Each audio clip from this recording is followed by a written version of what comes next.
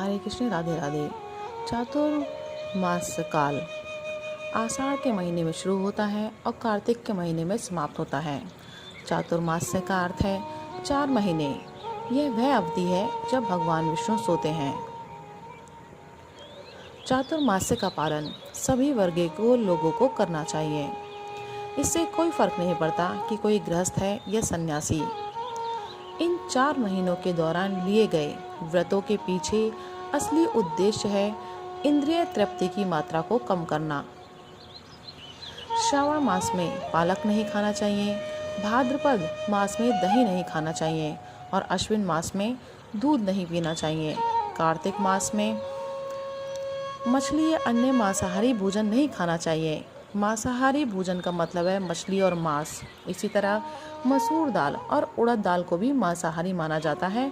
इन दोनों दालों में प्रोटीन की मात्रा बहुत अधिक होती है और प्रोटीन युक्त भोजन को मांसाहारी माना जाता है।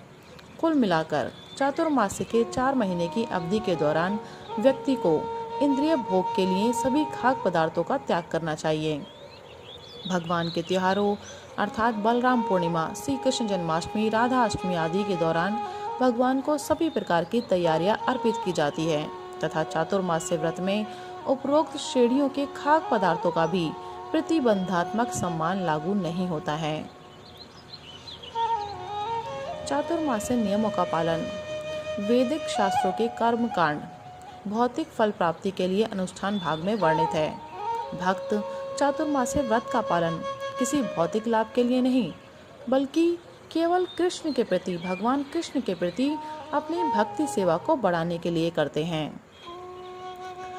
जो लोग 4 महीने की तपस्या करते हैं वे सोमरस पेय पीने के पात्र बन जाते हैं, जिससे वे हमेशा के लिए अमर और सुखी हो जाते हैं।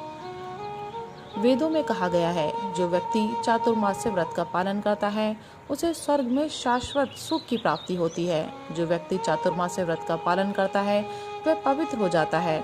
पवित्र बनकर व्यक्ति उच्च ग्रह प्रणालियों में पदोन्नत हो सकता है। भगवत गीता में कहा गया है कि वेदों की ये फूली हुई भाषा अधिकतर उन लोगों को आकर्षित करती है जो शरीर को ही अपना मानते हैं। स्कंद पुराण में कहा गया है कि इस अवधि के दौरान यदि कोई व्यक्ति कम से कम 4 बार विष्णु के मंदिर की परिक्रमा करता है तो यह माना जाता है उसने पूरे ब्रह्मांड की यात्रा की है। ऐसी परिक्रमा से यह माना जाता है कि उसने सभी पवित्र स्थानों के दर्शन कर लिए हैं जहां गंगा का पानी बह रहा है। और चातुर्मास्य के विनियामक सिद्धांतों का पालन करके व्यक्ति बहुत जल्दी भक्ति सेवा के स्तर पर पहुंच सकता है। श्रावण मास में शाक नहीं खाना चाहिए। लाल और हरा पालक, हरी पत्तेदार सब्जियों की सभी किस्में, इन चीज़ों से बचना चाहिए। इसमें अपवाद हैं धनिया पत्ता, मेथी, पुदीना और करी पत्ता। भादो मास में दही नहीं खाना चाहिए।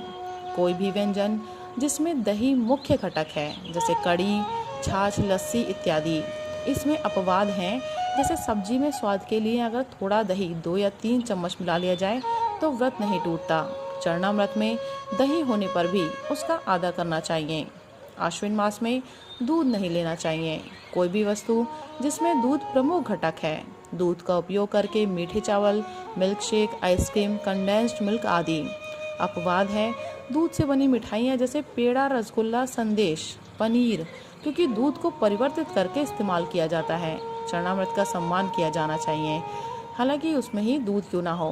कार्तिक मास में उड़द दाल नहीं खानी चाहिए, जैसे इडली, डोसा या उड़द दाल से बनी कोई भी चीज़। राधे राधे, हरे कृष्ण।